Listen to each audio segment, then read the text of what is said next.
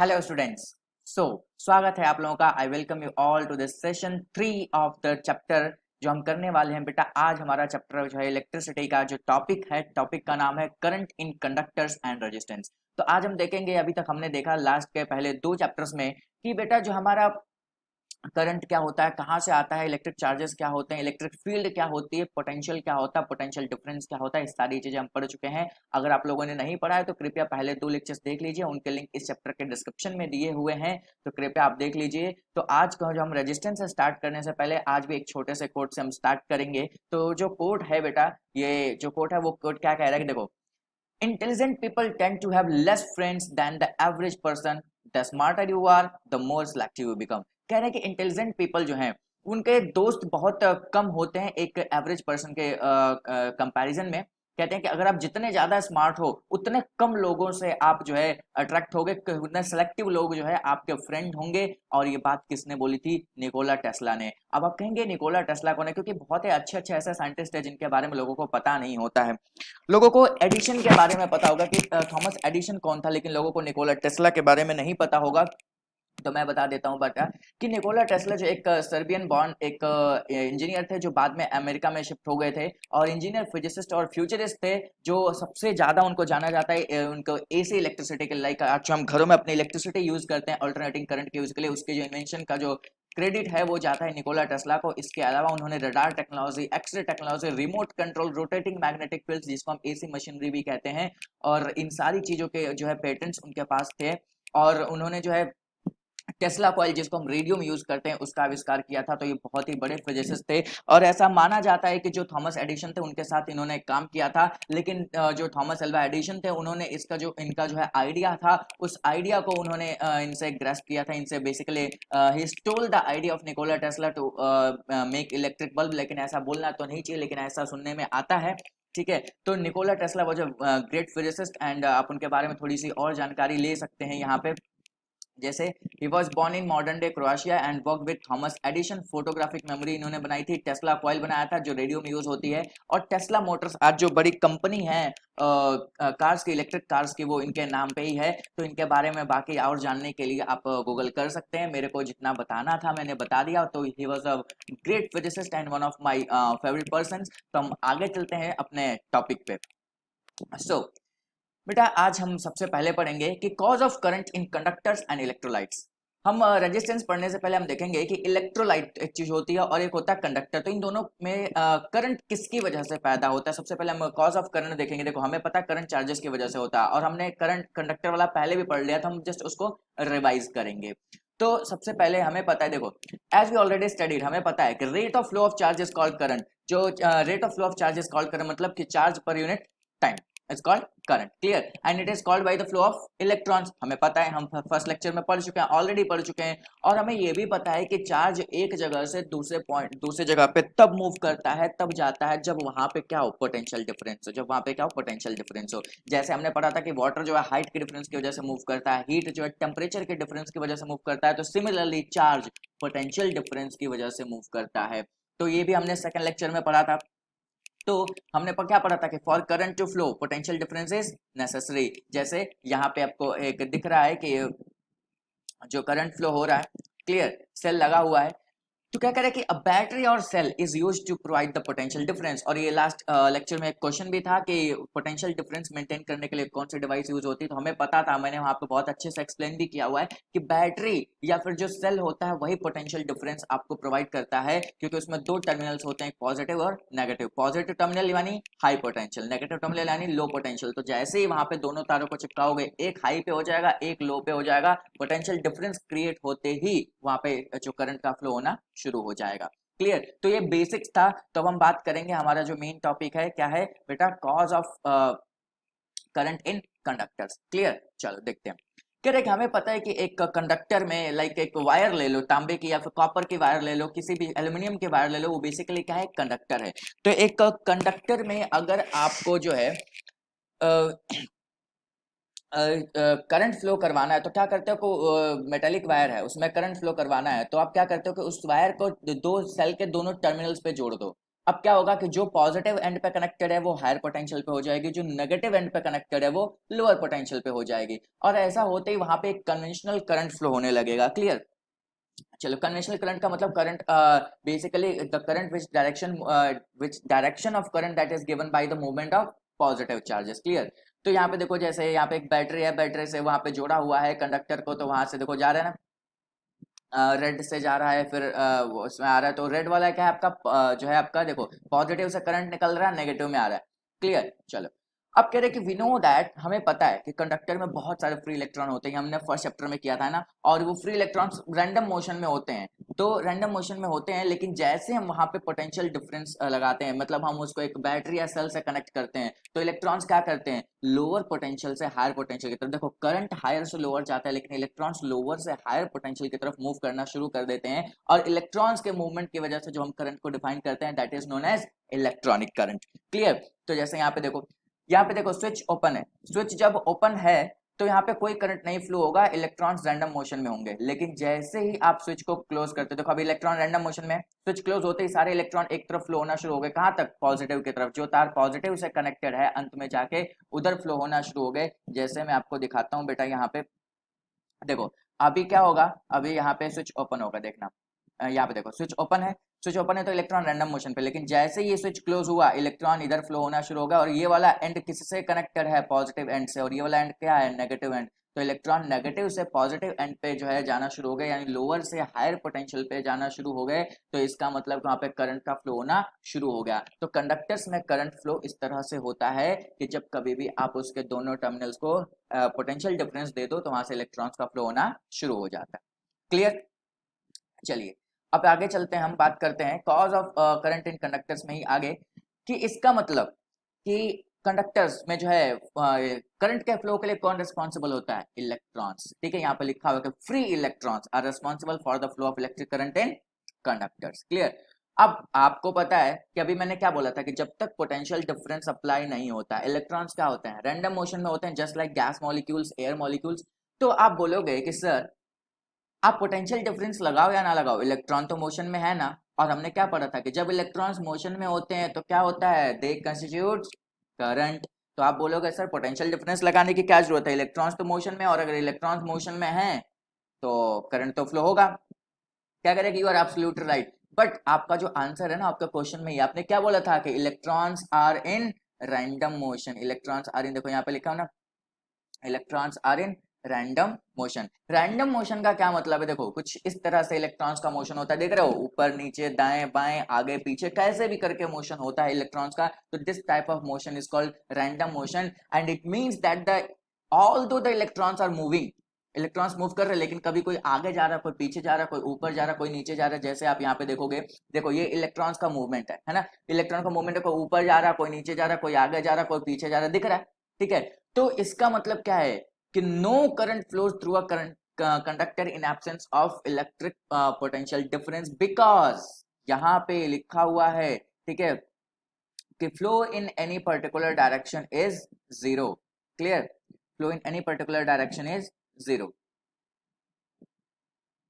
जैसे मैं आपको दिखाता हूं, यहाँ पे देखो, यहाँ पे लिखा हुआ है ना कि flow in any particular direction is zero, क्योंकि आप देखो, हो सकता है आप बोलो कि इलेक्ट्रॉन दाएं जा रहा है, तो अगर एक दाएं जा रहा है तो एक बाएं भी तो आ रहा होगा, तो उनका इफेक्ट क्या हो जाता है, कैंसिल। वैसे अगर एक ऊपर जा रहा है तो एक नीचे भी आ रहा होगा, तो उनका इफेक्ट जो एक मतलब कंप्लीट इफेक्ट होता है पूरे सब इलेक्ट्रॉन्स के मोशन की वजह से, जो इक्विवेलेंट इफेक्ट होता है वो नल होता है, इसलिए अगर पोटेंशियल डिफरेंस नहीं है तो वहां पे कोई करंट नहीं होता है, लेकिन जैसे ही पोटेंशियल डिफरेंस लगाते हो तो सब इलेक्ट्रॉन्स का मोशन एक ही तरफ हो जाता है, और जब सबका मोशन एक तरफ हो जाता है तो उस टाइम पे करंट कंस्टिट्यूट होता है। तो होप सो मेरे ख्याल से आपका ये डाउट क्लियर हो गया होगा।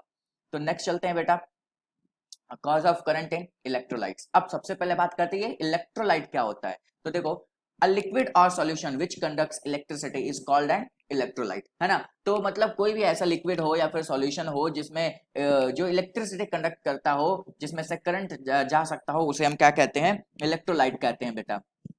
जैसे कॉमन सॉल्ट यानी आपका जो नमक पानी घोल दो उसे, वो भी हमारा एक इलेक्ट्रोलाइट है। कॉपर सल्फेट सॉल्यूशन होता है, वो भी एक इलेक्ट्रोलाइट होता है। तो होता क्या है कि जब आप किसी भी इलेक्ट्रोलाइट में जो आप करंट फ्लो करते हो, ठीक है, पोटेंशियल डिफरेंस वहां पे लगा देते हो, बेसिकली करंट का फ्लो होना शुरू हो जाता है जब आप पोटेंशियल डिफरेंस लगाते हो। तो पोटेंशियल डिफरेंस कैसे लगाओगे कि एक सेल या बैटरी लगा दोगे, उसके दो टर्मिनल्स का जो है उसको इलेक्ट्रोलाइट में लगा दोगे, तो उसमें क्या होता है, केमिकल चेंजेस होते हैं। उस केमिकल चेंजेस के होने की वजह से जिस जिस इलेक्ट्रोलाइट बना होता है, लाइक अगर सोडियम क्लोराइड यानी जो कॉमन सॉल्ट सॉल्यूशन है, तो उसमें क्या होगा कि वो सोडियम और क्लोराइड के अलग अलग जो है आयंस में टूट जाएगा, ठीक है, ब्रोक हो जाएगा, और इस प्रोसेस को हम इलेक्ट्रोलिसिस कहते हैं। जैसे आप यहाँ पे देखोगे कि यहाँ पे एक बीकर है, इस बीकर में सोडियम क्लोराइड का सॉल्यूशन है, और इसमें जो है बैटरी कनेक्ट किया है। बैटरी एक कैथोड है, एक एनोड है। एनोड जो है पॉजिटिव टर्मिनल की तरफ से कनेक्टेड है, कैथोड जो है नेगेटिव टर्मिनल है। क्लियर। तो अब देखो क्या होता है कि इस NaCl में मुझे पता है सोडियम भी है, क्लोराइड भी है, क्लोरीन भी है। तो सोडियम आपका पॉजिटिव होता है, Cl क्या होता है, नेगेटिव होता है। तो नेगेटिव किसकी तरफ जाएगा, पॉजिटिव यानी एनोड की तरफ। और जो आपका सोडियम है पॉजिटिव, वो किसकी तरफ जाएगा, नेगेटिव यानी कैथोड की तरफ। तो जैसे ही आप इसमें क्या करते हो, इलेक्ट्रिसिटी फ्लो करते हो, वो जो है अपने आयंस में टूट जाता है, और आयंस में टूटने के बाद जो नेगेटिव आयंस होते हैं वो पॉजिटिव की तरफ चले जाते हैं, पॉजिटिव आयंस नेगेटिव की तरफ चले जाते हैं, और इन आयंस की मूवमेंट की वजह से वहां पे किसका फ्लो होना शुरू हो जाता है, करंट का। तो लिखा हुआ कि in an electrolyte both positive and negative ions move through it towards opposite electrodes. Thus, in an electrolyte, the movement of ions is responsible for electric current. ये चीज बेटा याद रख लेना कि एक इलेक्ट्रोलाइट में आयंस का मूवमेंट जो होता है वो इलेक्ट्रिक करंट के लिए रिस्पॉन्सिबल होता है। क्लियर। जैसे यहाँ पे आप देख सकते हो कि एनोड एनायंस, कैथोड कैटायंस यहाँ पे दिख रहा है, ठीक है। एनायंस पे देखो, एनायंस बेसिकली आपके जो होते हैं ना, एनोड पे एनायंस आते हैं यानी जो आपके क्लोरीन आयंस है, नेगेटिव आयंस है, और कैथोड पे क्या आते हैं, कैटायंस आते हैं यानी जो आपके सोडियम के आयंस है। तो यहाँ पे देखो करंट फ्लो होना शुरू हो गया, दिख रहा होगा आपको।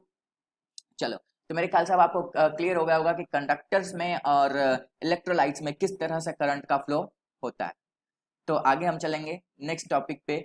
तो नेक्स्ट हम बात करेंगे इलेक्ट्रिकल रेजिस्टेंस के, जो आज का हमारा मेन फोकस है कि इलेक्ट्रिकल रेजिस्टेंस क्या होता है। तो सबसे पहले हम बात करेंगे, देखो हमें पता है कि कंडक्टर्स में अभी हमने पढ़ा किसके वजह से इलेक्ट्रिसिटी कंडक्ट करते हैं, due to presence of large number of free electrons, बहुत सारे फ्री इलेक्ट्रॉन्स होते हैं जिसकी वजह से उनमें इलेक्ट्रिसिटी फ्लो होती है। और हमें पता है कि जब भी हम वहां पे पोटेंशियल डिफरेंस लगाते हैं, सेल या बैटरी से कनेक्ट करते हैं, तो फ्री इलेक्ट्रॉन जो है लोअर पोटेंशियल से हायर पोटेंशियल की तरफ मूव करना शुरू कर देते हैं। लेकिन अब यहाँ पे आती है प्रॉब्लम, और प्रॉब्लम क्या आती है कि जब इलेक्ट्रॉन्स लोअर पोटेंशियल से हायर पोटेंशियल की तरफ मूव करना शुरू करते हैं, तो बीच में जो एटम्स होते हैं, जो पॉजिटिव आयंस होते हैं, फिक्स्ड आयन होते हैं, या फिर मान लो कोई इलेक्ट्रॉन तेजी से जा रहा है, उसके सामने जो चल रहा है वो धीरे से जा रहा है, तो जाके क्या कर देगा, टक्कर मार देगा। या फिर रास्ते में कोई पॉजिटिव आयन, फिक्स्ड आयन आ गया, तो उससे जाके क्या कर देगा, टक्कर मार देगा। तो लिखा हुआ है कि while drifting they collide with other electrons as well as the fixed positive ions. ठीक है ना, लिखा हुआ ना कि जो इलेक्ट्रॉन्स हैं वो बाकी इलेक्ट्रॉन्स के साथ या फिक्स्ड आयन के साथ कोलाइड करेंगे, और उससे क्या होगा, देखो यहाँ पे फिगर में दिख रहा है कि इलेक्ट्रॉन जा रहा है, जाते जाते इलेक्ट्रॉन क्या होगा, कोलाइड होगा।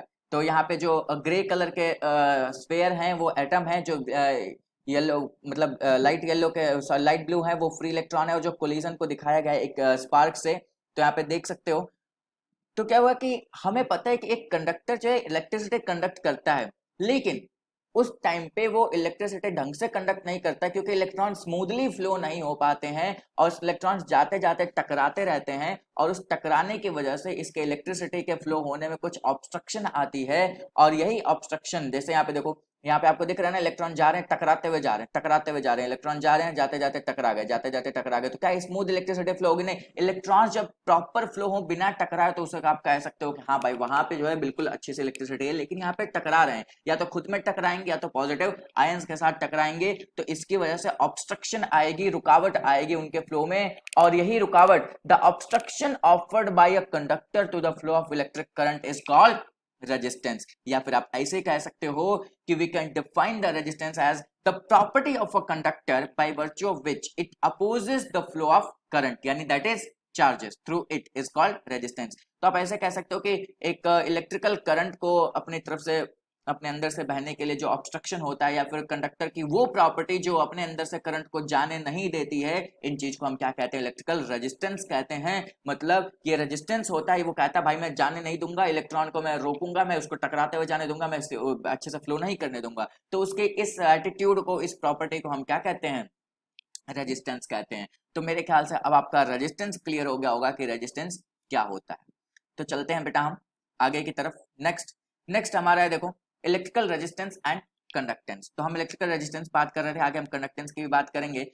तो हमें पता है कि देखो as the collision suffered by drifting electrons increases, मतलब कि जो इलेक्ट्रॉन्स हैं उनसे कोलिजन अगर बढ़ता जाएगा तो resistance offered by the conductor also increases. Like जैसे जैसे कोलिजन उनका बढ़ेगा, उनका एक दूसरे में टक्कर बढ़ेगा, पॉजिटिव आयंस के साथ टक्कर बढ़ेगा तो रेजिस्टेंस और भी ज्यादा बढ़ेगा। इसका मतलब क्या है कि the resistance depends basically on the arrangement of atoms and the configuration of electrons around atoms of the conductor. कि मतलब कि जो रेजिस्टेंस है बेटा वो किस चीज पे डिपेंड्स है, देखो on the arrangement of atoms, कि जो आपका कंडक्टर उसमें एटम्स किस तरह से अरेंज हुए किए गए हैं, and the configuration of electrons around the atoms of the conductor, और कंडक्टर के एटम्स में इलेक्ट्रॉन्स का कॉन्फ़िगरेशन किस तरह से है, क्योंकि वो एक दूसरे से कितना ज्यादा टकराएंगे या फिर पॉजिटिव आयंस के साथ कितना ज्यादा टकराएंगे, तो इस चीज पे रेजिस्टेंस डिपेंड करता है।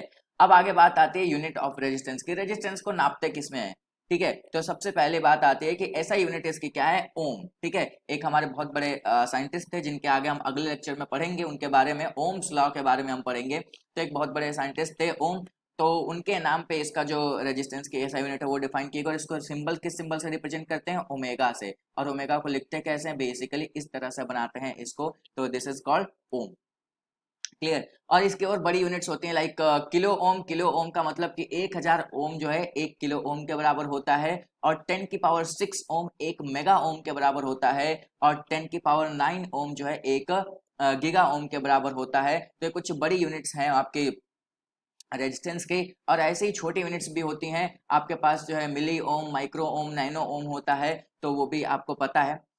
नेक्स्ट हम बात करेंगे इलेक्ट्रिकल कंडक्टेंस की। तो हमने रेजिस्टेंस पढ़ा, रेजिस्टेंस क्या था, obstruction offered by a conductor to the flow of current या फिर फ्लो ऑफ चार्जेस, क्लियर। तो अब हम बात करेंगे कंडक्टेंस की। कंडक्टेंस क्या होता है, तो बेटा देखो कि the reciprocal of electrical resistance is known as electrical conductance, कि रेजिस्टेंस का उल्टा क्या कहलाता है, conductance, and it is denoted by G, इसको कैपिटल जी से रिप्रेजेंट करते हैं। और ये क्या होता है, देखो रेजिस्टेंस क्या होता है कि ऑब्स्ट्रक्शन, रुकावट जो आती है करंट के फ्लो में, लेकिन कंडक्टेंस क्या होता है, इसका उल्टा। इसका उल्टा का मतलब क्या है कि इलेक्ट्रिकल करंट के फ्लो में जो ईज होता है, जो आसानी होती है, तो आसानी कितनी आसानी है उसे हम कहते हैं इलेक्ट्रिकल कंडक्टेंस। तो it is an expression of the ease with which electric current flows through a conductor, clear. चलो, इसका जो ऐसा यूनिट होता है वो रेजिस्टेंस का उल्टा होता है, इसे सीमेंस कहते हैं, और इसको हम ओम इनवर्स भी लिखते हैं, या फिर ओम का उल्टा एमएचओ, मो कहते हैं। तो ओम इनवर्स लिख दो या मो लिख दो, या फिर ऐसा यूनिट में बेसिकली इसको सीमेंस भी लिखते हैं, ये दोनों भी यूज कर सकते हो, लेकिन जो सीमेंस है वो उसकी बेसिक ऐसा यूनिट है, क्लियर।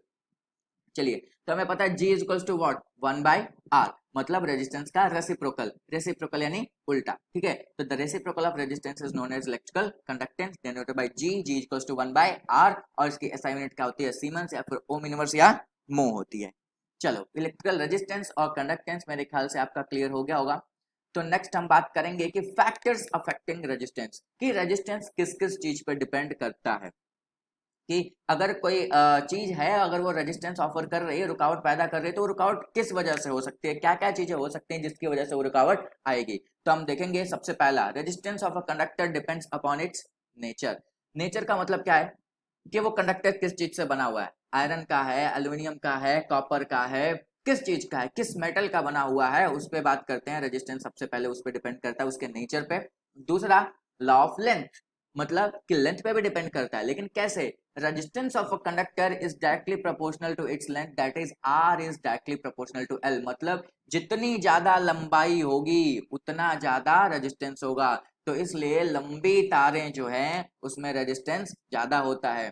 तो अब आपको यहाँ से एक छोटी सी चीज समझा दूं कि जब आप पावर बैंक खरीदते हैं बेटा, तो उसके साथ आपको तार छोटी सी मिलती है, और कभी कभी आपको बहुत गुस्सा आता है कि पावर बैंक वाले जो कंपनी है पता नहीं क्या पैसे बचा रही है, इतनी छोटी तार देती हैं। लेकिन छोटी तार देने का मकसद सिर्फ इतना है कि तार अगर छोटी होगी तो रेजिस्टेंस कम होगा, और अगर तार छोटी होगी रेजिस्टेंस कम होगा तो इलेक्ट्रिकल वेस्टेज जो है बहुत कम होगा, तो आप पावर बैंक का अच्छे से यूज कर पाएंगे। मतलब अगर 10,000 mAh का पावर बैंक है तो कम से कम 8,000 8,500 तक की सप्लाई तो आपको दे ही देगा। नहीं तो अगर तार लंबी होगी तो फिर आधा जो उसका करंट है वो तो रेजिस्टेंस को ओवरकम करने में वेस्ट हो जाएगा, तो आपको जो सप्लाई बहुत कम मिलेगी। तो इसलिए हम उसका जो तार छोटा रखते हैं, तो आगे से आप पावर बैंक वाली कंपनियों को कुछ नहीं बोलेंगे, ठीक है। चलिए, तो R is directly proportional to L. अब मान लो आपके पास दो अलग अलग तार है, ठीक है। तो पहली वाली जो तार है उसका जो लेंथ है वो L1 है, और जो दूसरी तार है उसका लेंथ क्या है, L2 है। तो पहली तार का रेजिस्टेंस जो है आपका R1 है, और दूसरी तार का रेजिस्टेंस जो है आपका R2 है। तो इस दोनों क्या हो जाएंगे, पहली और दोनों तार के क्या रेजिस्टेंस क्या हो जाएंगे, डायरेक्टली प्रोपोर्शनल। अब आपको पता है कि फिजिक्स में जब कोई भी चीज डायरेक्टली प्रोपोर्शनल होती है तो वहां से प्रोपोर्शनैलिटी को सॉल्व करना तो हमें आता नहीं है, तो हम किस में चेंज करते हैं, इक्वालिटी में। और जब हम प्रोपोर्शनैलिटी को इक्वालिटी में चेंज करते हैं तो वहां पे एक कांस्टेंट लगाते हैं, हम मान के चलते हैं कि वहां पे कुछ ना कुछ एक नंबर आएगा, ठीक है, जो बताएगा कि ये प्रोपोर्शनल किस हिसाब से है। तो R1 किसके बराबर हो जाएगा, let us suppose constant is K, तो K इंटू L1। और दूसरे बारे में भी कांस्टेंट वही रहेगा, ठीक है, क्योंकि कांस्टेंट तो कांस्टेंट होता है, तो ये K इंटू क्या हो जाएगा, L2। अब अगर आप इन दोनों को डिवाइड कर दो तो R1 by R2 equals to K1 by KL1 by KL2, K से K कैंसिल हो जाएगा। तो आपको क्या मिलेगा बेटा, R1 divide by R2 is equals to L1 by L2। Clear, तो ये आपको मिलेगा। तो ये चीज अभी आपको समझाई जाएगी, आगे यही चीज लिखी हुई आएगी, देखो वही चीज लिखी भी है कि हमें पता है R1 is directly proportional to L1, R2 is directly proportional to L2, this implies R1 by R2 is equals to L1 by L2। दूसरा तीसरा लॉ आता है, law of area of cross section. अब लंबाई तो ठीक है, वो एरिया पे भी डिपेंड करती है, और एरिया पे कैसे डिपेंड करती है, यहाँ पे लिखा हुआ देखो, it is inversely proportional to its area of cross section. It is area, not R, it is area, ठीक है। तो resistance of conductor is inversely proportional to its area of cross section, that is R is inversely proportional to A. Inversely proportional का मतलब क्या होता है कि अगर आप एरिया बढ़ाओगे तो रेजिस्टेंस कम होगा, एरिया कम करोगे तो रेजिस्टेंस ज्यादा होगा, यहाँ पे उल्टा होता है। ऊपर डायरेक्टली प्रोपोर्शनल था, डायरेक्टली प्रोपोर्शनल का मतलब क्या होता है, अगर आर डायरेक्टली प्रोपोर्शनल है एल के तो इसका मतलब लंबाई बढ़ेगी तो रेजिस्टेंस भी बढ़ेगा। लेकिन अगर आर इनवर्सली प्रोपोर्शनल है एरिया के तो इसका मतलब कि अगर एरिया बढ़ेगा तो रेजिस्टेंस कम होगा। इतनी चीज क्लियर। तो ऐसे याद रख लेना कि जो रेजिस्टेंस है वो बढ़ता है किसके साथ, लेंथ के साथ। लेकिन अगर एरिया भी बढ़ गया तो रेजिस्टेंस क्या हो जाएगा, रेजिस्टेंस और एरिया का रिलेशन उल्टा होता है, ऐसे होता है।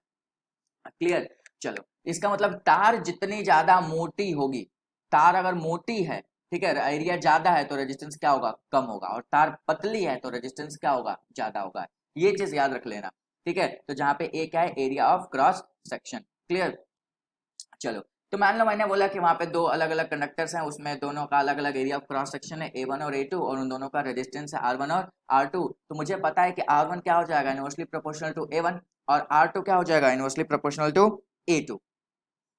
क्लियर, चलो, तो अब आगे बात आती है कि अगर ये R1 inversely proportional to A1 और A2 है तो R1 बाई R2 क्या हो जाएगा, A2 बाई A1, क्योंकि ये उल्टा हो जाएगा। आपको पता है कि R1 अगर इक्वल टू लिखोगे तो वो K बाई A1 हो जाएगा, और अगर R2 की बात करोगे तो वो K बाई A2 हो जाएगा, जहाँ पे K आपका कांस्टेंट ऑफ प्रोपोर्शनलिटी मैंने अभी बताया था। तो जब यहाँ पे आप R1 बाई R2 निकालोगे तो वो K by A1 upon K by A2 हो जाएगा, और इसको आप ऐसे लिख सकते हो कि K by A1 into A2 by K। इतना मैथ्स में पढ़ा होगा हमने, K से K कैंसिल, तो ये किसके बराबर आ गया बेटा, A2 बाई A1 के बाद, ठीक है। तो R1 by R2 equals to what, A2 by A1।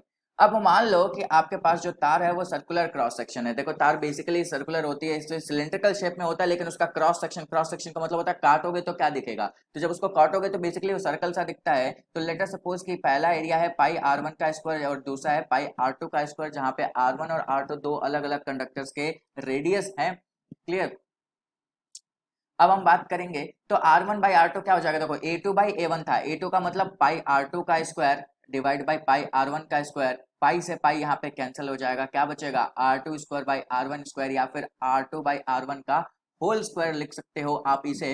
Clear, तो ये चीज याद रख लेना, बहुत सारे न्यूमेरिकल्स को सॉल्व करने में काम आता है कि जब आप R1 बाई R2 करते हो, दो अलग अलग कंडक्टर्स का रेजिस्टेंस करते हो, तो ये उनके रेडियस के, देखो अगर R1 बाई R2 कर रहे हो तो उसका R2 बाई R1, छोटा R2 बाई छोटा R1 के रेडियस के होल स्क्वायर के बराबर होगा। तो ये चीज याद रख लेना। अब आती है बात कि हमारे पास दो लॉ थे, लॉ ऑफ लेंथ क्या कह रहा था कि R is directly proportional to L, और उसके बाद लॉ ऑफ हमारा क्रॉस सेक्शनल एरिया क्या कह रहा था, R is inversely proportional to A. अगर इन दोनों को मैं मिला दूं तो मेरे को क्या मिलेगा बेटा कि R is proportional to L by A.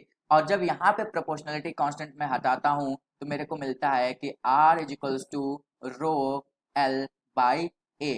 अब भी देखो ये जो रो है ये एक कांस्टेंट है जिसको हमने लगाया, तो इस रो को हम क्या कहते हैं, देखो अभी आपको यहाँ पे दिखेगा, जैसे मैंने बोला कि दोनों को मिलाने पे क्या बनेगा, R directly proportional to L by A, या फिर R is equals to rho L by A. तो यहाँ पे जहाँ पे रो क्या है, कांस्टेंट ऑफ प्रोपोर्शनैलिटी, और it is known as specific resistance या फिर रेजिस्टिविटी कहते हैं इसको, इसका नाम क्या है, स्पेसिफिक रेजिस्टेंस या फिर रेजिस्टिविटी कहते हैं। ठीक है, तो अब हम आगे इसके बारे में पढ़ेंगे कि ये होता क्या है। चलिए, तो हम स्पेसिफिक रेजिस्टेंस या फिर रेजिस्टिविटी की बात करते हैं कि ये क्या होता है। तो सबसे पहले मैंने आपको बताया था कि रेजिस्टेंस तीन चीजों पे डिपेंड करता है, किस पे, नेचर पे, लेंथ पे और एरिया पे। क्लियर। तो सबसे पहले हमने लेंथ और एरिया पे तो देख लिया कि लेंथ और एरिया जो है directly proportional to length, inversely proportional to area होता है। लेकिन नेचर पे कैसे डिपेंड करता है, तो वो इस फॉर्मूले से हमें पता लगता है। हमने क्या देखा था कि आर इज इक्वल्स टू क्या, रो इंटू एल बाई ए। तो ये जो रो है वो बताता है इसका नेचर पे डिपेंडेंस। और एक चीज बहुत याद रख लेना, ढंग से याद रख लेना कि क्या है, इट इज द रेजिस्टिविटी या फिर स्पेसिफिक रेजिस्टेंस की हम बात कर रहे हैं। It is a characteristic property of conducting material and independent of the size and shape of the conductor. याद रख लेना, independent of the size and shape of the conductor होता है। मतलब कि रेजिस्टिविटी या फिर जो स्पेसिफिक रेजिस्टेंस होता है वो कंडक्टर की साइज पे, मतलब उसकी लंबाई पे या फिर उसके शेप पे, मतलब कितना मोटा है कितना पतला, उस पर डिपेंड नहीं करता है। वो मटेरियल पे डिपेंड करता है कि वो आयरन है, एल्यूमिनियम है, कॉपर है, क्या है, कौन सा मटेरियल है, उस पर डिपेंड करता है कौन, रेजिस्टिविटी। तो ये बात याद रख लेना कि इसे independent of the size and shape of the conductor. अब हमें पता है कि आर क्या होता है, rho into L by A. ठीक है, तो रो क्या हो जाएगा, R into A by L. Clear. यहीं से आप फॉर्मूला जो है मैथ्स का यूज करके निकाल सकते हैं इसका कैलकुलेट करने का। अब हम मैंने बोला कि मान लो आपके पास कोई कंडक्टर है जिसका एरिया जो है 1 मीटर स्क्वायर है और उसकी लेंथ क्या है, 1 मीटर है। तो आप अगर इसमें पुट करो तो रो किसके बराबर हो जाएगा, आर इंटू 1 मीटर स्क्वायर। ठीक है, बटा में 1 मीटर। तो मीटर से 1 मीटर कट जाएगा और एक से एक खत्म। तो रो किसके बराबर हो गया, आर। और इसकी यूनिट क्या हो जाएगी, देखो आर की यूनिट क्या होती है, ओम, अभी हमने पढ़ा था। और 1 मीटर से 1 मीटर खत्म हो गया तो क्या बचेगा, ओम मीटर। तो बेसिकली सबसे पहली चीज हमें क्या मिली, रो बराबर आर। तो रजिस्टिविटी की अगर डेफिनेशन लिखनी है तो डेफिनेशन क्या लिखोगे कि it is the resistance of a conductor, क्योंकि रेजिस्टेंस के बराबर हो जाता है कब, जब उसका एरिया 1 मीटर स्क्वायर और उसकी लेंथ क्या हो जाए, 1 मीटर हो जाए। तो आप क्या कहोगे कि resistivity is defined as the resistance of a conductor having area 1 metre square and the length 1 metre and its SI unit is what, ohm metre. Clear. तो यही सारी चीजें अभी आपको यहाँ पे देखने को मिलेंगी। देखो अभी आपको पता है कि अगर यूनिट लेंथ और unit area of cross section है तो रो इंटू 1/1 हो जाएगा। इसका मतलब रो किसके बराबर हो गया, आर के बराबर। तो इसकी डेफिनेशन क्या लिखोगे कि it is defined as, can be defined as the resistance of a conducting material having unit area of cross section and unit length. Clear. Unit of resistivity की मैंने बात की तो मैंने देखा कि unit of R into unit of A upon unit of L, तो ohm into metre square by metre. 1 metre से 1 मीटर कट जाएगा, 1 मीटर बचेगा, तो आंसर क्या आ गया इसका, ओम मीटर, जिसमें आप इसको मेजर करते हो। इसका ऐसा यूनिट क्या है, ओम मीटर। तो मेरे ख्याल से ये स्लाइड भी आपको क्लियर होगी। हम आगे चलते हैं नेक्स्ट स्लाइड पे। इलेक्ट्रिकल कंडक्टिविटी, देखो अभी आपने इलेक्ट्रिकल रेजिस्टेंस पढ़ा था तो कंडक्टेंस पढ़ा था, अब रेजिस्टिविटी पढ़ा तो आगे आप कंडक्टिविटी भी पढ़ोगे। तो आपको समझ में आ गया होगा ये कंडक्टिविटी क्या होती है। जैसे कंडक्टेंस रेजिस्टेंस का रेसिप्रोकल था, रेजिस्टेंस का उल्टा था, वैसे ही कंडक्टिविटी रेजिस्टिविटी का उल्टा होती है। तो the reciprocal of resistivity is called conductivity and it is denoted by sigma. इस सिंबल को हम क्या कहते हैं, सिग्मा कहते हैं। और जो आपका जो सिंबल था रेजिस्टिविटी के लिए, दैट इज नोन एज रो, उसको हम रो कहते हैं। तो इसका मतलब रो किसके बराबर हो जाएगा बेटा, 1/सिग्मा के, या फिर आप ऐसे लिख सकते हो सिग्मा इज इक्वल्स टू 1/रो। तो इस, अब देखो ध्यान से, अगर सिग्मा, सॉरी ये ऐसा होगा, तो सिग्मा अगर आपका जो है 1/रो है तो इसकी ऐसा यूनिट क्या हो जाएगी, सिग्मा इज इक्वल्स टू 1/ओम मीटर, है ना। 1/ओम मीटर का मतलब क्या हो जाएगा, ओम इनवर्स और मीटर इनवर्स, और ओम इनवर्स को हम और भी क्या चीज लिखते हैं, सीमन। ठीक है, तो सीमन पर मीटर इसकी क्या होती है, ऐसा यूनिट होती है किसकी, कंडक्टिविटी की। क्लियर, चलो तो आप यहाँ पे देख सकते हो सिग्मा इजिकल्स टू 1/रो, it's assignment is siemens per metre या फिर मो पर मीटर, क्योंकि ओम इनवर्स को हम मो भी लिखते हैं। अब बात करते हैं हम सुपर कंडक्टर्स की। सुपर कंडक्टर्स क्या होते हैं, तो याद रखना कि हमें पता है कि कंडक्टर्स जो होते हैं उनके कुछ ना कुछ रेजिस्टेंस ऑफर करते हैं, लेकिन एक ऐसा स्टेट आता है जब वो जीरो रेजिस्टेंस ऑफर करते हैं बिलो एक पर्टिकुलर टेम्परेचर, और उस टेम्परेचर को हम क्या कहते हैं, क्रिटिकल टेम्परेचर। तो क्रिटिकल टेम्परेचर पे कोई भी मेटल जो है इट ऑफर्स जीरो रेजिस्टेंस, क्या resistance, zero resistance to the passage of the electricity, and जब वो जीरो रेजिस्टेंस ऑफर कहते हैं तो उन्हें हम क्या कहते हैं बेटा, सुपर कंडक्टर्स कहते हैं। तो वो टेम्परेचर, ठीक है, below which conductors offers no resistance to electric current is known as critical temperature. तो क्रिटिकल टेम्परेचर वो टेम्परेचर होता है जिसके नीचे कोई एक मेटल जो है कोई भी रेजिस्टेंस, जीरो रेजिस्टेंस ऑफर करता है, तो उसे हम क्या कहते हैं, क्रिटिकल टेम्परेचर। और ऐसे मेटल्स को इस टाइम पे हम क्या बोलते हैं, सुपर कंडक्टर्स बोलते हैं। क्लियर, चलिए तो हम आगे चलते हैं बेटा।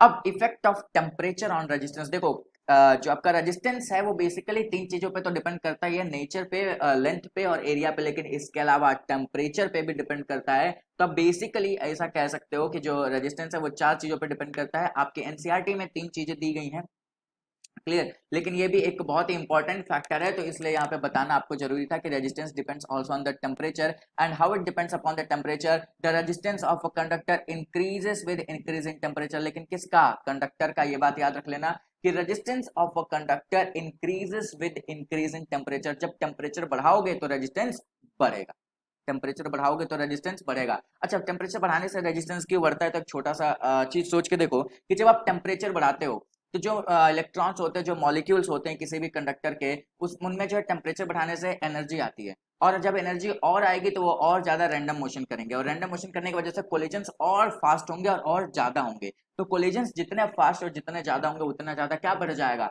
रेजिस्टेंस बढ़ जाएगा। तो इसका मतलब कि द कंडक्टर का रेजिस्टेंस जो है वो टेम्परेचर के साथ क्या हो जाता है, इंक्रीज हो जाता है। अब मान लो मैंने बोला, ठीक है, मान लो मैंने आपको बोला कि resistance of conductor at 0 degree centigrade, later suppose कि 0 डिग्री सेंटीग्रेड पे किसी कंडक्टर का रेजिस्टेंस आर नॉट है, और जब कुछ टेम्परेचर हमने बढ़ा दिया T डिग्री सेंटीग्रेड तो क्या हो गया, आर टी हो गया। तो जो आर टी इसके साथ किस तरह से रिलेटेड होगा, उसका एक फॉर्मूला आता है कि R T will be equals to क्या, R naught into 1 + alpha T. ठीक है, ये उनका फॉर्मूला है कि किस तरह से वो टेम्परेचर पे डिपेंड करता है, जहां पे अल्फा को हम क्या कहते हैं, temperature coefficient, alpha is known as temperature coefficient. तो ये फॉर्मूला आप आगे की क्लासों में भी पढ़ोगे, क्लियर। अब यहाँ पे देखो जो टेम्परेचर कॉफिशिएंट होता है, आप देखो ध्यान से कि अगर वो अल्फा की वैल्यू पॉजिटिव है तो सब कुछ प्लस में होगा, और प्लस में होकर कुछ मल्टीप्लाई होगा तो आर टी बढ़ जाएगा, है ना।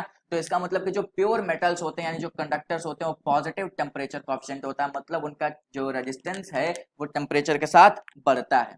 उसके बाद the resistance of metal increases with increasing temperature, इसका मतलब यही था, मैंने आपको बता दिया। दूसरा अलॉयज, अलॉयज क्या होते हैं, जो अलग अलग मेटल्स को मिक्स करके बनाए जाते हैं, तो उनका जो है वेरी लेस टेम्परेचर कॉफिशिएंट होता है, ठीक है। और इसका मतलब कि उनका जो अल्फा बहुत कम होता है, अल्फा अगर बहुत कम होता है तो अगर टी के साथ देखो बहुत छोटी वैल्यू मल्टीप्लाई करोगे तो उससे ज्यादा फर्क नहीं पड़ेगा।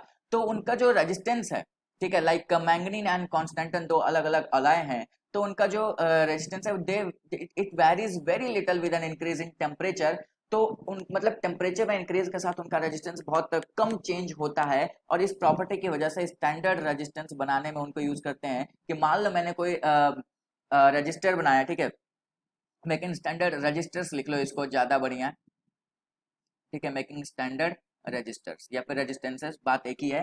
तो अगर आप रजिस्टर बना रहे हो, आप बोल रहे हो कि वो 5 ओम उसकी वैल्यू है, ठीक है, कितनी वैल्यू है, 5 ओम। अब मान लो आपने किसी मेटल से बना दिया और टेम्परेचर हाई टेम्परेचर पर उसको यूज कर रहे हैं, तो उसकी रेजिस्टेंस की वैल्यू बढ़ जाएगी ना, तो 5 ओम तो नहीं रहेगा, तो फिर सर्किट में दिक्कत आएगी। तो इसलिए हम क्या करते हैं कि अलॉयड से हम क्या बनाते हैं, स्टैंडर्ड रजिस्टर्स बनाते हैं, ताकि अगर टेम्परेचर ज्यादा भी बढ़े तो उनके रेजिस्टेंस पे बहुत कम फर्क पड़े, और वो प्लस माइनस करके कुछ अपने टॉलरेंस लिमिट के अंदर ही रहे। Next, semiconductors. सेमीकंडक्टर्स हमारे कौन कौन से होते हैं बेटा, जर्मेनियम और सिलिकॉन। इनकी बात करें तो या फिर बैड कंडक्टर्स जो होते हैं आपके ग्लास और प्योर वाटर होते हैं, फिर जर्मेनियम और सिलिकॉन होते हैं, इनका नेगेटिव टेम्परेचर कोएफिशिएंट होता है। नेगेटिव टेम्परेचर कोएफिशिएंट का मतलब ये उल्टा काम करते हैं। कैसे काम करते हैं उल्टा? कि देखो यहाँ पे लिखा हुआ है कि the resistance of this material decreases with increase in temperature. तो इन मटेरियल्स का जो रेजिस्टेंस है वो टेम्परेचर के में इंक्रीज के साथ क्या होता है? डिक्रीज होता है। क्लियर? चलो, तो आपने देखा होगा प्योर मेटल यानी कंडक्टर्स का रेजिस्टेंस टेम्परेचर के साथ इंक्रीज होता है। अलॉयज बहुत ही कम चेंज होता है टेम्परेचर चेंज के साथ। और सेमी कंडक्टर्स या फिर बैड कंडक्टर्स उनका उल्टा होता है कि अगर टेम्परेचर बढ़ाओगे तो उनका रेजिस्टेंस कम होगा। और हम बात करते हैं रेजिस्टिविटी की, तो रेजिस्टिविटी भी टेम्परेचर पर डिपेंड करती है। ये चीज आपको बताने वाली थी तो मैंने आपको बता दी। Next, effect of impurities on resistance. Impurities का मतलब क्या होता है कि जो आपके पास कोई शुद्ध चीज है, कोई आपके पास प्योर चीज है, उसमें कुछ अलग से दूसरी चीज आपने मिला दी तो उसे हम क्या कहते हैं? इम्प्योरिटीज कहते हैं। तो यहाँ पे लिखा हुआ है कि resistance of a conductor increases with addition of impurities. तो याद रखना, जब कोई कंडक्टर होता है तो कंडक्टर का जो रेजिस्टेंस है, अगर उसमें इम्प्योरिटी मिला दो, कोई अलग से चीज डाल दो, तो वो इंक्रीज हो जाएगा, बढ़ जाएगा। And the resistance of a semiconductor decreases with the addition of resistance of semiconductor decreases with addition of selected impurity. देखो यहाँ पे लिखा हुआ है। क्लियर? चलो, तो सेमीकंडक्टर का रेजिस्टेंस कम हो जाता है इम्प्योरिटीज डालने पर, कंडक्टर का रेजिस्टेंस बढ़ जाता है। ये दो चीजें याद रखना। चलो अब आगे चलते हैं बेटा हम नेक्स्ट। तो नेक्स्ट हमारे पास आज का जो टॉपिक है, टॉपिक समाप्त हुआ। हम कुछ अब सॉल्व एग्जांपल्स देखेंगे, कुछ क्वेश्चंस देखेंगे। सबसे पहले जो हमारे पास क्वेश्चंस आएंगे वो एक फॉर्मूला हमने पढ़ा था, I equals to Q by T या फिर Q equals to I T. तो उस पर बेस्ड हमारे पास कुछ क्वेश्चंस आएंगे, बहुत ही आसान है। सबसे पहला क्वेश्चन आपके लिए यहाँ पे देखो, कह रहा है कि if a current of 10 ampere. सबसे पहले आपको क्या दिया हुआ है? करंट दिया हुआ है, ठीक है। कितना दिया हुआ है? 10 एम्पियर। एक मिनट वेट, ठीक है। आपको करंट दिया हुआ है 10 एम्पियर का। और दूसरा क्या कह रहा है कि 4 मिनट के लिए फ्लो करता है। तो क्वांटिटी ऑफ इलेक्ट्रिसिटी मतलब कि आपको क्या दिया है? आई यहाँ पे, फिर क्या दिया है आपको? टी, और क्या पूछा है? क्वांटिटी ऑफ इलेक्ट्रिसिटी मतलब क्यू। तो आपको क्या पता है कि क्यू बराबर क्या? आई इंटू टी। तो आई कितना है? 10 इंटू वॉट? टी। देखो टी आपको बस एक चीज याद रख लेना, मिनट्स में दिया हुआ, मिनट से किस में चेंज करना पड़ेगा? सेकंड में। क्यों? क्योंकि ऐसा यूनिट टाइम की क्या होती है? सेकंड में। और फिजिक्स में कैलकुलेशन करने के लिए हमेशा याद रखना सारी चीजें ऐसा यूनिट में होनी चाहिए, और अगर नहीं है तो आप गलत कर रहे हो। एक बात ध्यान रख लेना, बिना ऐसा यूनिट में कन्वर्ट किए कोई भी क्वेश्चन नहीं करना है। तो 4 को अगर मैं सेकंड में कन्वर्ट करूं तो 4 मिनट इंटू 60 सेकंड। तो 6 चौके 24, 24, ठीक है। और 0 0 दो बार आएगा, 2400 coulomb will be the correct answer. तो यहाँ पे आप देख सकते हो बेटा कि आपका सेम ऐसे ही कैलकुलेशन किया, 2400 coulomb is the correct answer. Question number 2, an electric bulb draws a current of 0.25 ampere for 20 minutes. Same ऐसे ही क्वेश्चन है, इलेक्ट्रिक चार्ज कैलकुलेट करना है। तो आप वीडियो पॉज करके खुद से कैलकुलेट करो और मेरे ख्याल से आपका आंसर आ जाएगा। यहाँ पे देखो 20 मिनट्स का मतलब 1200 second. I is equals to 0.25 ampere, Q equals to I T, और जब मल्टीप्लाई करोगे तो आपका आंसर 300 कूलम। तो जिन लोगों ने वीडियो पॉज करके किया था और उनका आंसर सही आया, उन्हें बहुत बहुत बधाइयां। और जो लोग देख रहे हैं वो अगला क्वेश्चन करेंगे। कह रहा है कि देखो, if amount of electricity charge passing through a conductor in 10 minute. देखो यहाँ पे आपको टाइम दिया है 10 मिनट्स और क्यू की वैल्यू दे दी है कितना? 300 कूलम। आपको क्या निकालना है? आई। तो उल्टा फॉर्मूला लगा लोगे क्या? I is equals to Q by T, ठीक है। और मेरे ख्याल से अब आप इसको वीडियो पॉज करके आंसर्स निकाल सकते हो। तो देखो यहाँ पे क्यू आपको दिया हुआ है 300 कूलम, टाइम दिया 10 मिनट्स यानी 600 सेकंड। तो जैसे ही आप करंट कैलकुलेट करोगे आपका आंसर क्या आ जाएगा? क्यू बाई टी 300 बाई 600 यानी 1/2 यानी 0.5 एम्पियर। तो मेरे ख्याल से अब इस जो है इस फॉर्मूले पे जो भी क्वेश्चन आएंगे आप सॉल्व कर लोगे। तो हम आगे चलते हैं नेक्स्ट टाइप के क्वेश्चंस पे। Based on resistance and resistivity, जो आज हमने पढ़ा था, इसके फॉर्मूले और इसके जो क्वेश्चंस हैं वो बहुत ही ज्यादा इंपॉर्टेंट हैं। तो सबसे पहला क्वेश्चन देखिए, आपको क्या लिखा हुआ है कि कैलकुलेट द रेजिस्टेंस। सबसे पहले रेजिस्टेंस निकालना है, मतलब आपको आर की वैल्यू निकालनी है। आपको लेंथ दिया है कितना? 2 meter. Area of cross section दिया है आपको 10⁻⁻6 मीटर स्क्वायर। और रजिस्टिविटी आपको दी है, रो की वैल्यू आपको दी है। बेटा सब कुछ दिया हुआ है, आपको सीधा फॉर्मूला लगाना है। तो आपको पता है कि आर बराबर what? Rho into L by A. तो रो की वैल्यू आप पुट कर दोगे 1.7 इंटू 10⁻⁻8 इंटू ए की वैल्यू कितनी है? 10⁻⁻6, और बटा में एल कितना दिया है? 2। इतनी चीज क्लियर? चलो, तो 1.7 17 का आधा जो है जितना भी होता है आप उसको करो, ठीक है। और यहाँ पे जब मल्टीप्लाई करोगे तो आपका एग्जैक्ट आंसर आ जाएगा। तो मैंने यहाँ पे सॉल्व करके दिखाया हुआ है, आप सॉल्व कर सकते हैं। देखो यहाँ पे calculate R is equals to what, we know that R is equals to L by A, तो हम कैलकुलेट करेंगे, sorry R into L by A, मैंने वो फॉर्मूला उल्टा लगा दिया था, R is equals to rho into L by A होता है, मैंने एल की जगह ए लिख दिया था। तो यहाँ पे रो की वैल्यू इंटू 2 डिवाइड बाई 10 की पावर -6, तो जब इसको सॉल्व करोगे तो आपका आंसर कितना आ जाएगा, 0.034 ओम। ठीक है, मेरे वाली गलती मत करना जो मैंने अभी की थी कि एल की जगह ए और ए की जगह एल मत लिखना, फॉर्मूला सही लगाना, फॉर्मूला सही लिखने के बाद जो है वहां पे वैल्यूज भी सही पुट करना। क्लियर, चलो question number 2, next question, a copper wire of length, देखो यहाँ पे एल दिया है आपको, फिर आपको ए दिया है, फिर वहां पे रेजिस्टेंस दिया है, अब आपको क्या निकालना है, रेजिस्टिविटी। तो रो किसके बराबर होती है बेटा, R into A divide by L. Clear, देखो यहाँ से R equal to rho L by A दिया हुआ है, तो रो के देखो ए उधर चला जाएगा आर के साथ और एल कहाँ जाएगा नीचे, तो आपका ये फॉर्मूला बन जाएगा। तो ये फॉर्मूला अब आप यूज कर सकते हो। जैसे यहाँ पे देखो आपको पता है एल ए और आर दिया हुआ है, calculate rho is equals to what, rho, तो rho equals to R into A by L. हमने सारी वैल्यूज पुट की और सारी वैल्यूज पुट की, तो हमारे पास रेजिस्टिविटी कितनी आ गई, 1.7 इंटू 10 की पावर -8 ओम मीटर। क्लियर, तो यहाँ से इस फॉर्मूले को तोड़ मरोड़ कर दोनों तरफ से क्वेश्चन हमने देखे, और अब आगे चलते हैं हम अगले क्वेश्चन पे। Next question, resistivity of a given copper wire of length 2 meter, देखो आपको फिर से एल दिया, फिर रेजिस्टिविटी भी दी है, is this, and the wire is stretched so that its length becomes 4 meter. तो इसका जो नया लेंथ है एल डैश मान लो, ठीक है। अब क्या बोला है कि find the new resistivity of the copper wire, देखो ये बहुत ही ज्यादा इंपॉर्टेंट आपका ये क्वेश्चन है। Clear, find the new resistivity of the copper wire. New resistivity of the copper wire का क्या मतलब है बेटा, सबसे पहले एक तार है आपके पास, तार को खींच के डबल कर दिया, तार को खींच के डबल कर दिया, तो 2 मीटर से कितना हो गया, 4 मीटर। क्लियर, तो 2 मीटर से 4 मीटर हो गया, मतलब जो है उसका डबल हो गया, और अगर वो डबल हो रहा है तो इसका मतलब कि रेजिस्टिविटी पे कोई फर्क पड़ेगा, नहीं पड़ेगा। याद रखना, रजिस्टिविटी जो है आपकी लंबाई पे डिपेंड नहीं करती है। कौन डिपेंड करता है लंबाई पे, रेजिस्टेंस डिपेंड करता है, ये चीज याद रख लेना बेटा। क्लियर, कि रजिस्टिविटी आपकी लंबाई पे डिपेंड नहीं करती है। सो मैंने क्या बोला था बेटा कि रजिस्टिविटी जो है आपकी वो आपके उस पर डिपेंड नहीं करती है। तो इसका मतलब क्या है कि अगर ये 2 मीटर से कितना हुआ आपका, 4 मीटर, ठीक है, 2 मीटर से कितना हुआ आपका 4 मीटर, मतलब ये कितना हो गया, 2 से 4 मीटर हुआ, इतना कितना हो गया बेटा, 2 टाइम्स, दो गुना बढ़ गया ना। ठीक है, तो सबसे पहले तो याद रखना कि रजिस्टिविटी पे कोई फर्क नहीं पड़ेगा, तो यहाँ पे क्या लिखा हुआ है कि resistivity will remain unchanged. Clear, next, because it depends only on the nature and temperature of the material and is independent of the size and shape. Clear, लेकिन however as resistance is directly proportional to the length, so new resistance will become 2 times the previous। क्यों, क्योंकि जो नया आपका तार की लंबाई है पहले 2 मीटर थी, अब 4 मीटर होगी, तो दोगुनी बढ़ गई, तो लंबाई जितनी बढ़ती है रेजिस्टेंस भी उतना बढ़ता है। तो अगर लंबाई दोगुनी हो गई तो रेजिस्टेंस भी आपका क्या हो जाएगा, दोगुना हो जाएगा। लेकिन रेजिस्टिविटी पे कोई फर्क नहीं पड़ेगा, क्यों, क्योंकि रेजिस्टिविटी जो है वो डिपेंड करती है आपके नेचर और टेम्परेचर पे। क्लियर, लंबाई और चौड़ाई पर डिपेंड नहीं करती, उसको कोई फर्क नहीं पड़ता है लंबाई या चौड़ाई से। तो ये क्वेश्चन इंपॉर्टेंट था, ध्यान देना। नेक्स्ट क्वेश्चन, क्या resistance of a given wire of length L is 3 ओम। ठीक है, तो रेजिस्टेंस दिया हुआ है, लेंथ कितनी दी हुई है एल, रेजिस्टेंस कितना दिया हुआ है 3 ओम। कह रहा है कि the wire is stretched uniformly, uniformly का मतलब क्या है कि उसमें कोई और चेंज नहीं आया, such that length becomes 2L, लंबाई कितनी हो गई, डबल। तो find the new resistance of the stretched wire, तो नया रेजिस्टेंस निकालो।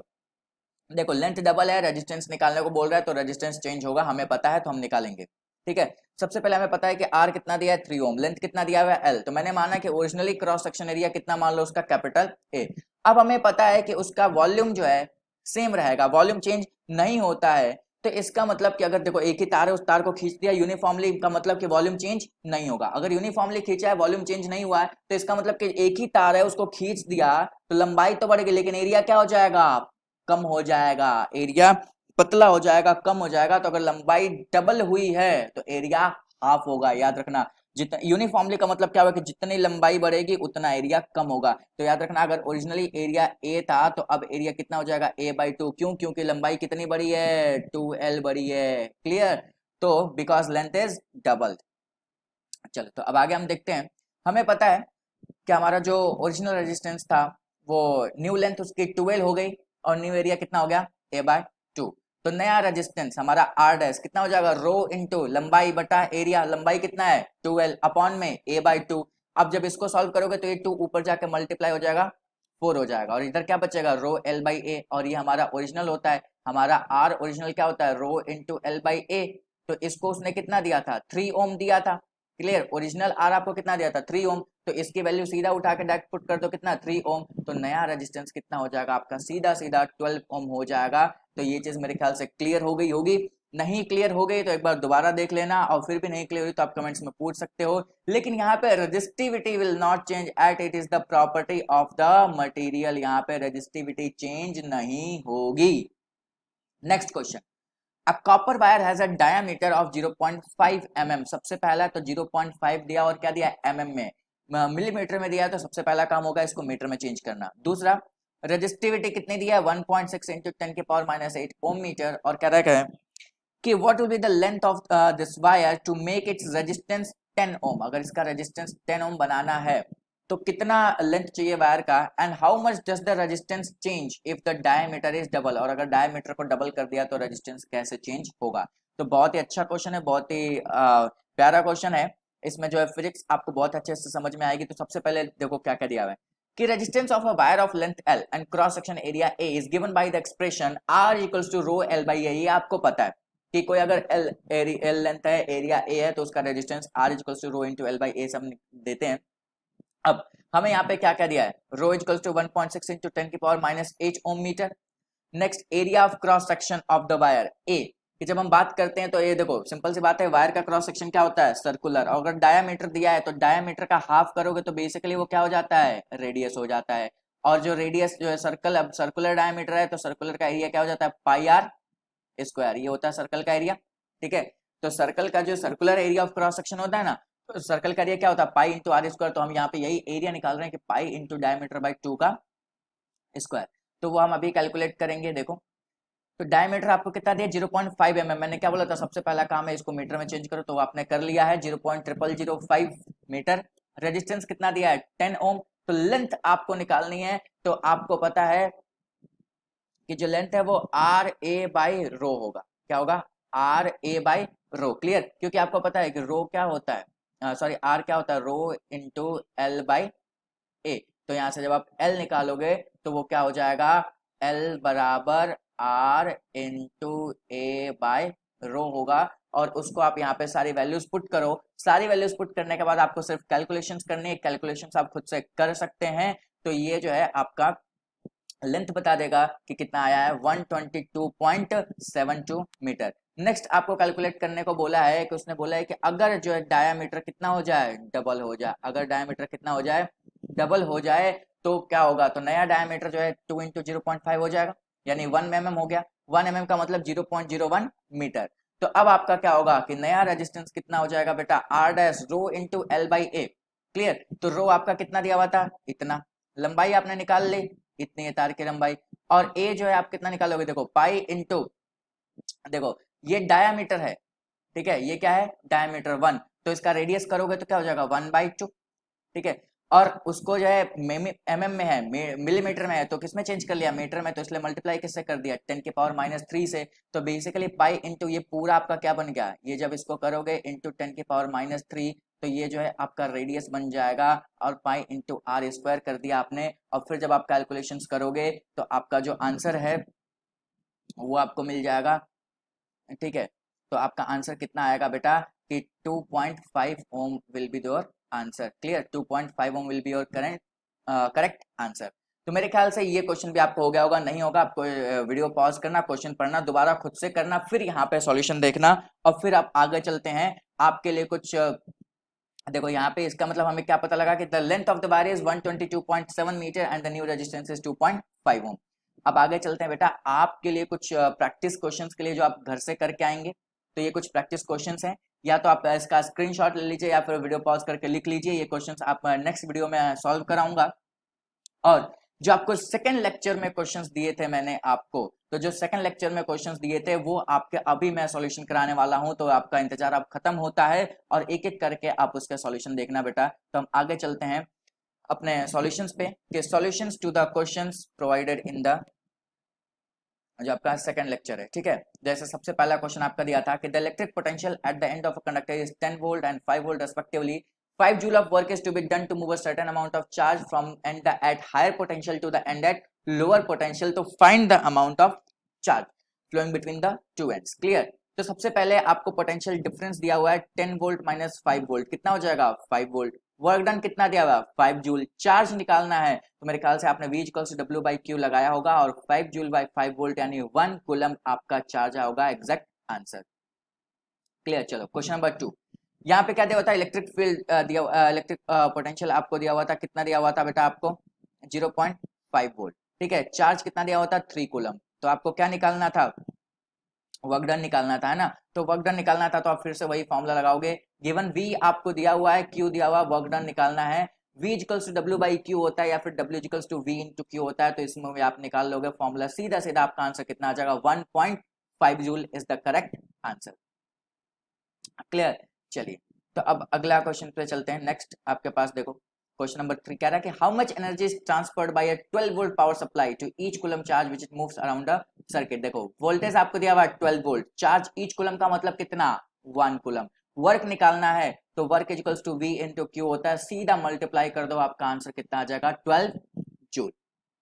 नेक्स्ट क्वेश्चन पोटेंशियल डिफरेंस निकालना है तो 250 जूल्स ऑफ वर्क, देखो आपको दिया हुआ गिवन W कितना दिया हुआ है 250 जूल, Q कितना दिया हुआ है 20 कूलम। तो पोटेंशियल डिफरेंस निकालना है, आपको पता है V equals to W by Q होता है, सीधा पुट करो, आपका आंसर कितना आ जाएगा 12.5 वोल्ट्स। क्लियर। चलिए नेक्स्ट क्वेश्चन आपके पास अगला क्वेश्चन था फिफ्थ क्वेश्चन कि what is the potential difference between the conductors A and B shown in the below figure. If the conductors are connected by a length of wire, which way will the electrons flow and when this electrons flow will stop। सबसे पहला potential difference निकालना है तो वो हमेशा क्या होता है higher potential minus lower potential. Higher potential कितना है यहाँ पे 3000, लोअर पोटेंशियल कितना माइनस 1000। तो उसको माइनस करोगे तो माइनस माइनस हो क्या हो जाएगा प्लस हो जाएगा और आपका आंसर कितना हो जाएगा 4000 वोल्ट का यहाँ पे पोटेंशियल डिफरेंस है। और जब इनको हम एक वायर से कनेक्ट करेंगे तो इलेक्ट्रॉन्स हमेशा कहां मूव करते हैं लोअर पोटेंशियल से हायर पोटेंशियल पे। तो लोअर पोटेंशियल पे कौन है A, हायर पे कौन है B। तो इलेक्ट्रॉन कहां से कहां जाएंगे A से B पे। और इलेक्ट्रॉन्स का फ्लो स्टॉप कब होगा जब दोनों के दोनों कंडक्टर्स एक सिंगल पोटेंशियल अटेन कर लेंगे, दोनों इक्वल पोटेंशियल अटेन कर लेंगे, तो उस टाइम पे इलेक्ट्रॉन्स का फ्लो होना स्टॉप हो जाएगा क्योंकि दोनों पोटेंशियल क्या आ जाएंगे बराबर पे। तो ये रहे आपके लास्ट क्वेश्चन के सॉल्यूशंस। नेक्स्ट बेटा अगर आपको कोई भी क्वेश्चन है तो आप जो है कमेंट बॉक्स में पूछ सकते हैं, आप मेल भी कर सकते हैं, इसके डिस्क्रिप्शन में आपको मेल भी दी हुई है। और इसके बाद आप मुझे इंस्टाग्राम पे फॉलो कर सकते हैं @quantumkishan and you can contact me at the mail quantumkishan@fireresearch.net। तो please like this video, subscribe and share with your friends so that they can also gain knowledge and thank you so much for watching this video। अगली video हम करेंगे Ohm's law and combination of resistance. तो तब तक के लिए बने रहिए हमारे साथ, मिलेंगे नेक्स्ट वीडियो में बेटा। Bye bye, take care, Tata.